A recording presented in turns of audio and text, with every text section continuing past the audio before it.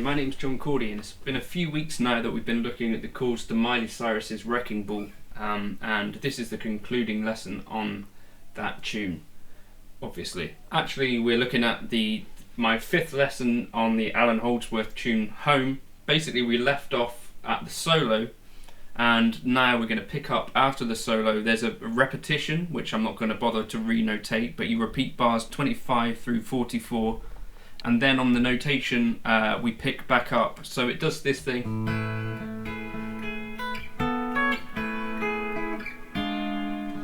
And then it just repeats then again. So this is the new material, well, sort of new. So if you're looking at the sheet music, which you can get on my Patreon, we're at bar 67 at this point. So we do this repetition again. And then this chord, which you might recognise from earlier, but we're playing in a different place. Before we were playing it down here. So it's a variation on the chord from down here that we had earlier on in the tune. If you remember, earlier on in the tune it does this thing. It's kind of a variation on that, but with some slightly different chords, and also played higher up the neck for some reason.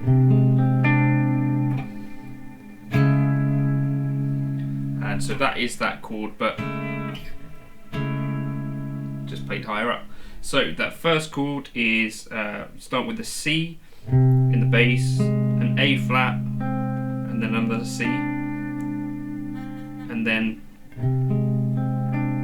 a D in the top, and then we resolve to C sharp, a G sharp, an A, and then an E in the top. So an A in first inversion. So then we just repeat what we did in the previous lesson. So it goes something like.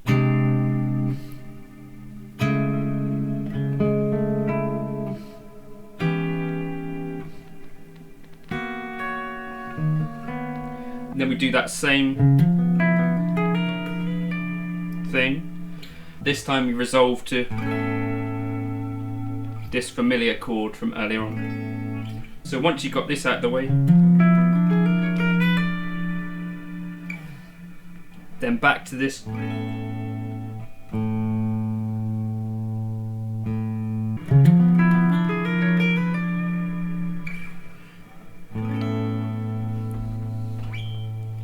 Back to this super pretty chord, so it's like an A9, or A major 9, that 9 down there, and then this, which should be familiar,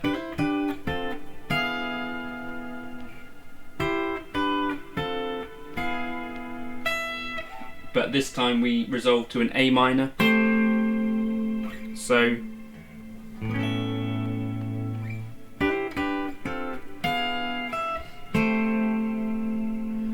we end up with kind of, in this section, some variations on things that we played earlier in the tune. So it resolves differently to the first time round. So we end up with this F triad, F major 7 triad with a G in the top,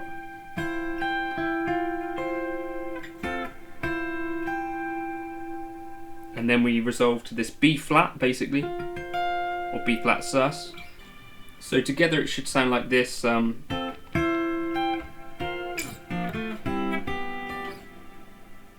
So you've got that quick thing.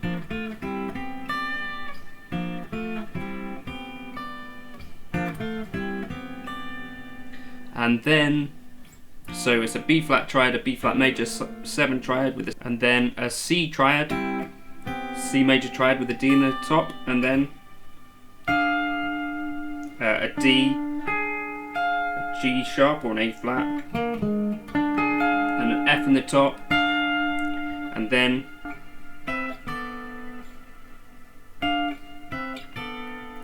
and he plays these kind of strangely, so a D, an A flat and an F in the top, and then a B and E in the top and a C, and then a B and a A and a D in the top.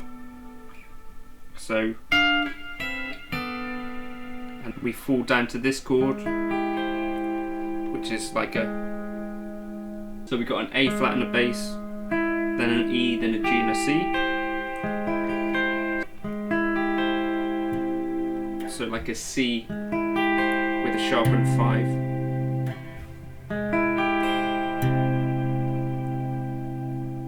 We resolve to this C, an E, a C, a D and a G, so like a C9 in first inversion, and then that resolves to a E flat, G, a B and a G, so like a C minor major 7 maybe. So, and then this kind of familiar chord from the early material where we got a G triad with an A and a bass, and then from there he takes it out with some kind of chord swells and stuff. There's 2 little bits at the end which I'm going to break down at another stage, but that's kind of the final part of the tune, which I think is really beautiful. So let me just try and put it together kind of.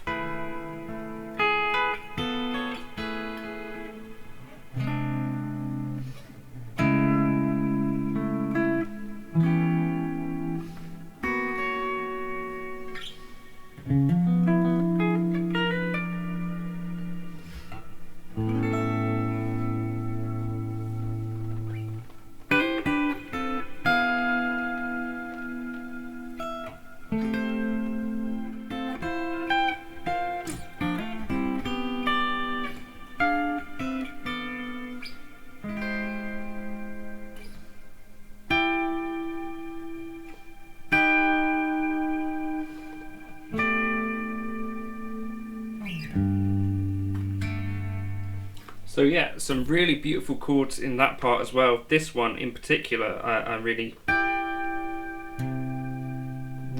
like the sound of that.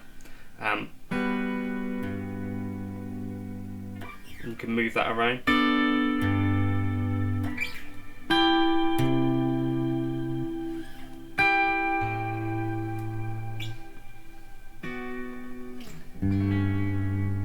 But yeah, hopefully this has been vaguely interesting and you've enjoyed kind of following me along this journey of learning Allan Holdsworth's Home. For me, there's loads of stuff in there which is super challenging, and you know, loads of stuff which is a real kind of task to get under your fingers, and I'm going to try and put it all together at some point. But I think breaking it apart in these smaller chunks for me has made it kind of possible to transcribe it. If you'd asked me to look at Allan Holdsworth's Home in its entirety, I'd have probably thought that's quite a lot to undertake, but by breaking it into these smaller chunks, I've been able to kind of get through it. With the live video, obviously that's the main kind of source for me for figuring out the fingerings and stuff.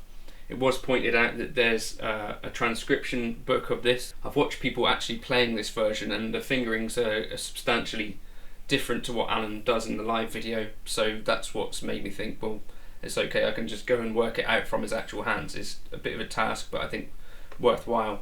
And like I've said in other videos, even if you don't learn the entire tune, or you know, maybe if you're just picking out little bits and pieces, but there's just little tiny voicings like that which I think are super beautiful, and you know, you don't have to be Allan Holdsworth to be able to play that kind of thing. And there's simple stuff in there as well, which is nice. But hopefully this is vaguely useful. The Patreon is where you'll find the transcription for this. There's just a few tiny bits to add on to the very end. But yeah, hopefully this was interesting. If you've got other ideas for tunes like this that you want me to try and break down in a similar way, do let me know in the comments. And thank you for watching. If you like this sort of thing, maybe you could like and subscribe, or leave a comment saying crack on with this. There's also a buy me a coffee link, just in case you got something super useful out of this that you wouldn't have without me doing it, and you want me to do this sort of thing more. But only use that if you can really afford to and you wanted to. But thank you for stopping by, Oh, and also this is a Fractal FM3 preset. If you use the Buy Me a Coffee link, let me know that you want to try the FM3 presets and I'll send them all over to you. Thank you for stopping by, and I'll catch you for another video soon. Cheers!